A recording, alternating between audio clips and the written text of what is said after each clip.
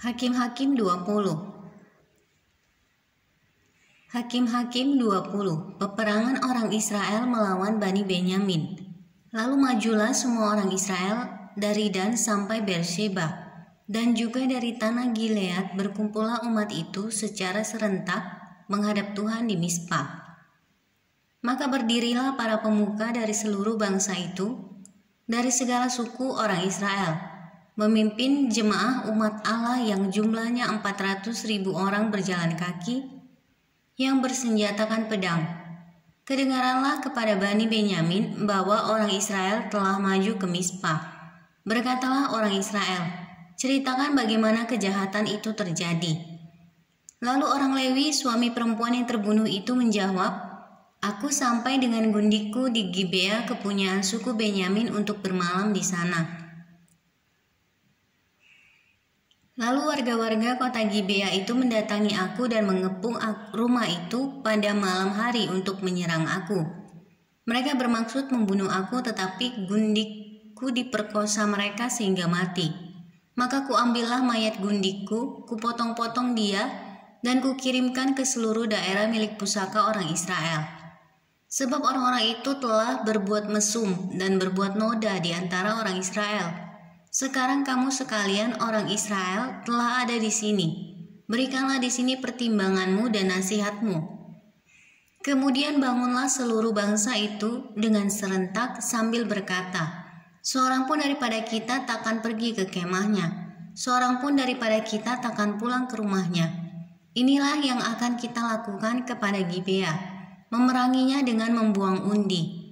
Kita akan memilih dari seluruh suku Israel 10 orang dari tiap-tiap 100, 100 orang dari tiap-tiap 1000, 1000 orang dari tiap-tiap 10.000, untuk mengambil bekal bagi laskar ini, supaya sesudah mereka datang dilakukan kepada Gibea, Benyamin setimpal dengan segala perbuatan noda yang telah diperbuat mereka di antara orang Israel. Demikianlah orang Israel berkumpul melawan kota itu. Semuanya bersekutu dengan serentak. Kemudian suku-suku Israel mengirim orang kepada seluruh suku Benyamin dengan pesan, apa macam kejahatan yang terjadi di antara kamu itu? Maka sekarang serahkanlah orang-orang itu, yakni orang-orang dursila yang di Gibea itu, supaya kami menghukum mati mereka dan dengan demikian menghapuskan yang jahat itu dari antara orang Israel. Tetapi Bani Benyamin tidak mau mendengarkan perkataan saudara-saudaranya, orang Israel itu. Sebaliknya Bani Benyamin dari kota-kota lain berkumpul di Gibea untuk maju berperang melawan orang Israel.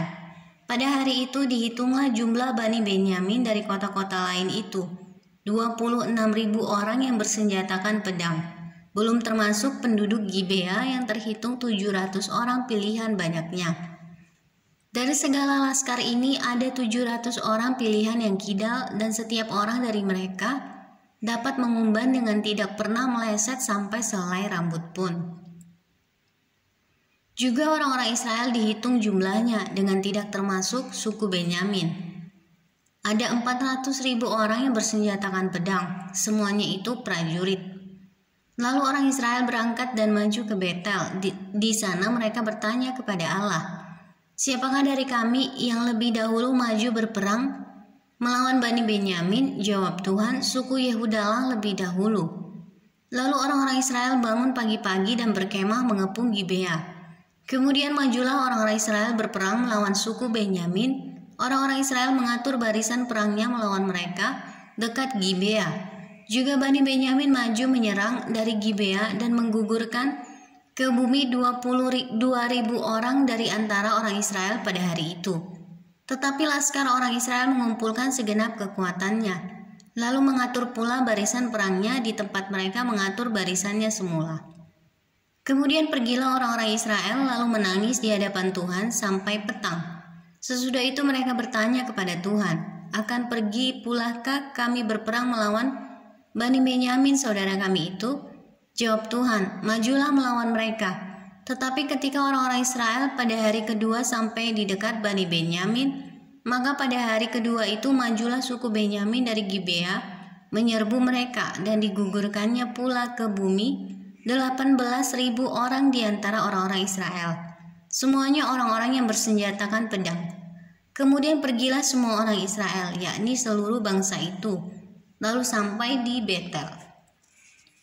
Di sana mereka tinggal menangis di hadapan Tuhan, berpuasa sampai senja pada hari itu, dan mempersembahkan korban bakaran dan korban keselamatan di hadapan Tuhan. Dan orang-orang Israel bertanya kepada Tuhan. Pada waktu itu ada di sana tabut perjanjian Allah, dan Pinehas bin Eleazar bin Harun menjadi imam Allah pada waktu itu. Kata mereka, haruskah kami maju sekali lagi untuk berperang melawan Bani Benyamin saudara kami itu? Atau haruskah kami hentikan itu? Jawab Tuhan, majulah, sebab besok aku akan menyerahkan mereka ke dalam tanganmu. Lalu orang Israel menempatkan penghadang-penghadang sekeliling Gibea. Pada hari ketiga, majulah orang-orang Israel melawan Bani Benyamin dan mengatur barisannya melawan Gibea seperti yang sudah-sudah. Maka majulah Bani Benyamin menyerbu laskar itu. Mereka terpancing dari kota dan seperti yang sudah-sudah. Mereka mulai menyerang laskar itu pada kedua jalan raya. Yang satu menuju ke Betel dan yang lain ke Gibea melalui padang. Sehingga terbunuh beberapa orang, kira-kira 30 orang di antara orang Israel. Maka kata Bani Benyamin, orang-orang itu telah terpukul kalah oleh kita seperti semula. Tetapi orang-orang Israel telah bermufakat lebih dahulu. Marilah kita lari dan memancing mereka dari kota ke jalan-jalan raya. Jadi orang Israel bangun dari tempatnya dan mengatur pasukannya di Baal Tamar. Sedang orang Israel yang menghadang itu tiba-tiba keluar dari tempatnya, yakni tempat terbuka dekat Geba. Dan sampai di depan Gibea sebanyak 10.000 orang pilihan dari seluruh Israel. Pertempuran itu dahsyat, tetapi Bani Benyamin tidak tahu bahwa malapetaka datang menimpa mereka. Tuhan membuat suku Benyamin terpukul kalah oleh orang Israel. Dan pada hari itu orang Israel memusnahkan dari antara suku Benyamin 25.100 orang. Semuanya orang-orang yang bersenjatakan pedang. Bani Benyamin melihat bahwa mereka telah terpukul kalah, sementara orang-orang Israel agak mundur di depan suku Benyamin, sebab mereka mempercayai penghadang-penghadang yang ditempatkan mereka untuk menyerang Gibea. Maka segeralah penghadang-penghadang itu menyerbu Gibea. Mereka bergerak maju dan memukul seluruh kota itu dengan mata pedang. Tetapi orang-orang Israel telah bermufakat dengan penghadang-penghadang itu untuk menaikkan gumpalan asap tebal dari kota itu. Ketika orang-orang Israel mundur dalam pertempuran itu, maka suku Benyamin mulai menyerang orang Israel, sehingga terbunuh kira-kira 30 orang, karena pikir mereka, tentulah orang-orang itu terpukul kalah sama sekali oleh kita, seperti dalam pertempuran yang dahulu. Tetapi pada waktu itu mulailah gumpalan asap naik dari kota itu seperti tiang asap. Suku Benyamin menoleh ke belakang dan tampaklah kota itu seluruhnya terbakar, apinya naik ke langit.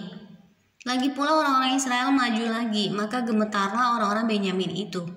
Sebab mereka melihat bahwa malapetaka datang menimpa mereka. Jadi larilah mereka dari depan orang-orang Israel itu ke arah padang gurun, tetapi pertempuran itu tidak dapat dihindari mereka. Lalu orang-orang dari kota-kota menghabisi mereka di tengah-tengahnya. Mereka mengepung suku Benyamin itu, mengejarnya dengan tak henti-hentinya, dan melandanya sampai di depan Gibea, di sebelah timur. Dari Bani Benyamin ada tewas 18.000 orang. Semuanya orang-orang gagah perkasa. Yang lain berpaling lari ke padang gurun ke bukit Batu Rimon. Tetapi di jalan-jalan raya masih diadakan penyabitan susulan di antara mereka 5.000 orang. Mereka diburu sampai ke Gideon dan dipukul mati 2.000 orang dari mereka. Maka yang tewas dari suku Benyamin pada hari itu seluruhnya berjumlah 25.000 orang yang bersenjatakan pedang. Semuanya orang-orang yang gagah perkasa, tetapi 600 orang berpaling lari ke padang gurun ke bukit Batu Rimon dan tinggal 4 bulan lamanya di bukit batu itu. Tetapi orang-orang Israel kembali kepada Bani Benyamin dan memukul mereka dengan mata pedang, baik manusia, baik hewan, dan segala sesuatu yang terdapat di sana. Juga segala kota yang terdapat di sana mereka musnahkan dengan api.